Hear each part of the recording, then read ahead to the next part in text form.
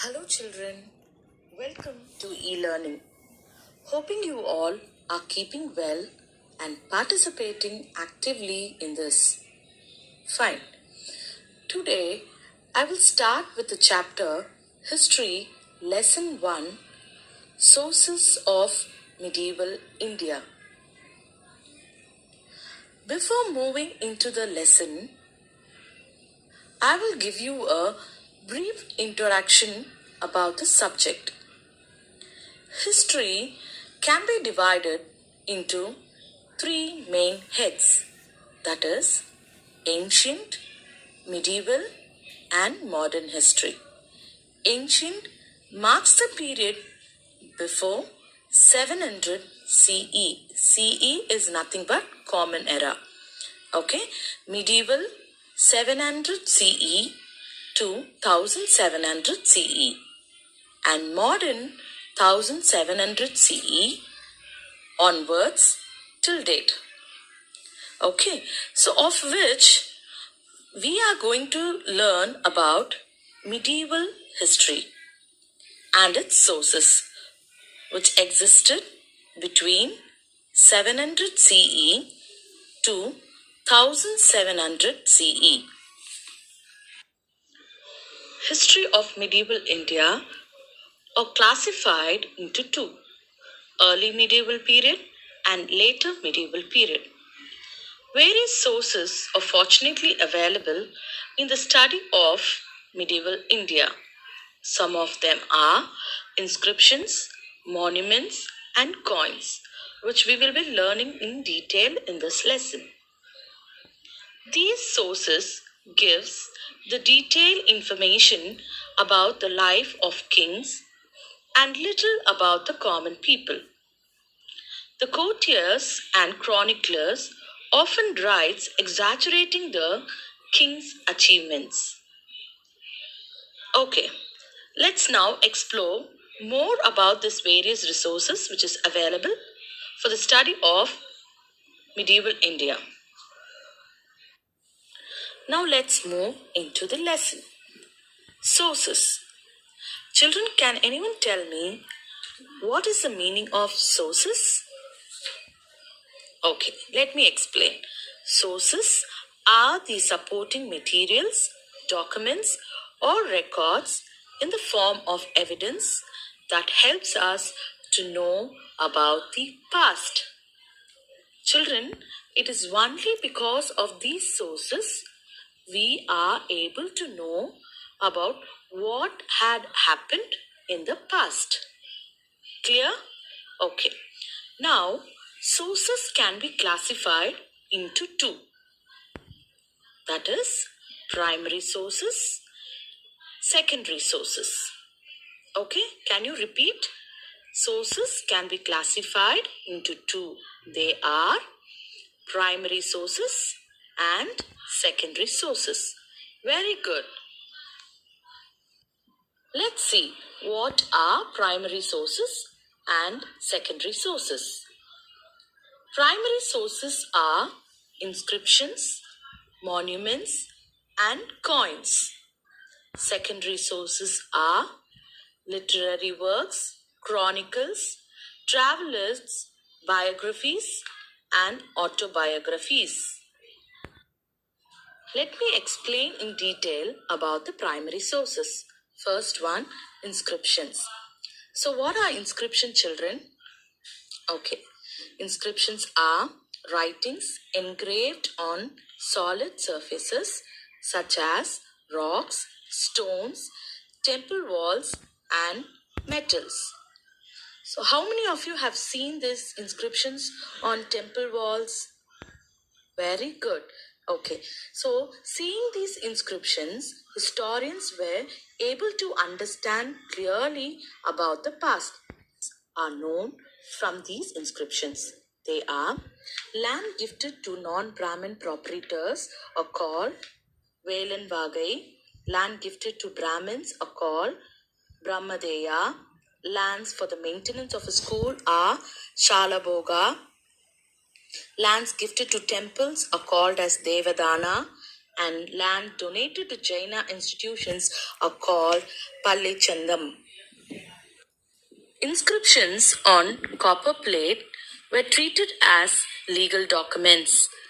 Tiruvalangadu plates of Rajendra Chola I and the unbuilt plates of Sundara Chola are notable examples. Uttaramerur inscriptions in Kanjipuram district provides the complete detail of the village administration.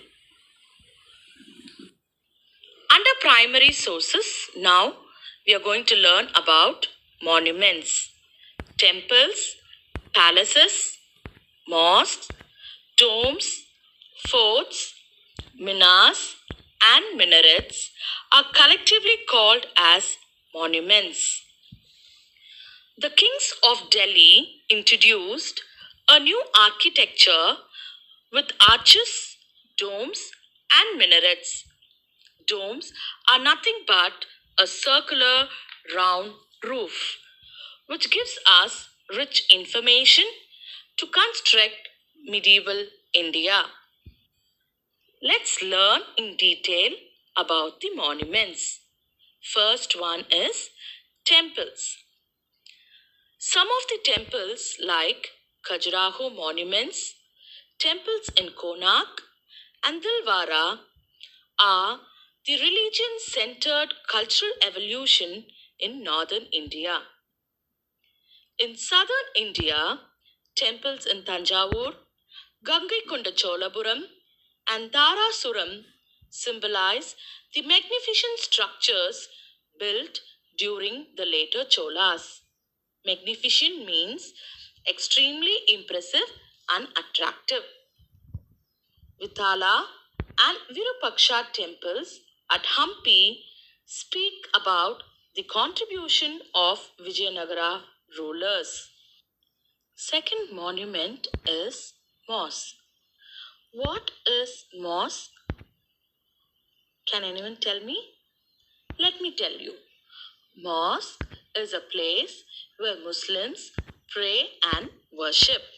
Okay, so the important mosques which belong to medieval India are Quwat ul Islam Masjid, Mot Ki Masjid, Jama Masjid, Fatehpur, Sikri Dargah, and Charminar. The third monument, fort. Fort is a strong building that is used for military defense. The forts of historical importance are Agra Fort, Chittoor Fort, Gwalior Fort, and Delhi Red Fort. The fourth monument, Palace. Palace is the home of a king or a queen. Palaces also plays an important role during this period. Palaces in Jaipur, Jaisalmer, and Jodhpur tells the greatness of the Rajput dynasty. Fifth monument, tombs. Tombs is a large place where the body of an important person is buried. The tombs of Iltutmish Qutb Minar and the tombs of Balbin Alai Darwaza and the tombs of all the Mughal rulers are the other important structures recognized as valuable sources of information. Other than these sources, cities in ruin means destroyed or destruction. Okay, fine. So, cities in ruin such as Firozabad and Tughlaqabad in North India and Hampi in South India gives rich informations of the history of medieval India. Under primary source, now let's move on to coins. Coins of medieval India have a lot of historical importance.